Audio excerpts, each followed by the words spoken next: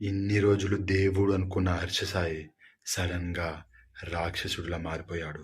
రాముడు అనుకున్న హర్షసాయి రావణాసుడిలా ప్రవర్తిస్తున్నాడు. So hi guys, YouTuber Harsha Sai మీద అత్యాచారం కేసు నడుస్తుంది భయ్యా. సో తను ఒక అమ్మాయిని ప్రేమించాడని ఆ అమ్మాయి హర్షసాయికి 2,00,00,000 ఇచ్చిందంట భయ్య.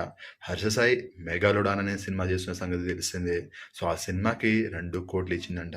సో నాకు ఆ సినిమాకి కాపీరైట్స్ కావాలని హర్షసాయి చెప్పాడంట. అమ్మాయిపై అత్యాచారం కూడా చేశాడంట. ఆ అమ్మాయి పర్సనల్ వీడియోస్ కూడా హర్షసాయి దగ్గర ఉన్నాయంట. సో ఇలా అమ్మాయిని మోసం చేశాడని ఇప్పుడు ఆ అమ్మాయి నార్సింగ్ పోలీస్ స్టేషన్లో కేసు వేయడం జరిగింది.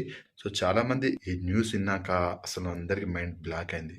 ఎంతో మందిని హెల్ప్ చేసిన హర్షసాయి ప్రజల గుండెల్లో దేవుడులా నిలిచాను. హర్షసాయి ఇలా చేశాడంటే అసలు నమ్మబుద్ధి కావడం లేదని కామెంట్లు చేస్తున్నారు.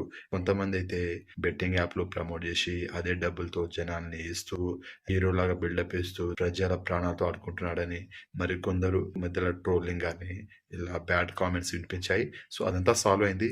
ఇప్పుడు ఈ అత్యాచారం కేసుతో ఉన్న క్రేజ్ మొత్తం ఒక్కసారిగా, ఆయన మీద ఉన్న అభిమానం ఒక్కసారిగా బ్రేక్ అయిపోయింది.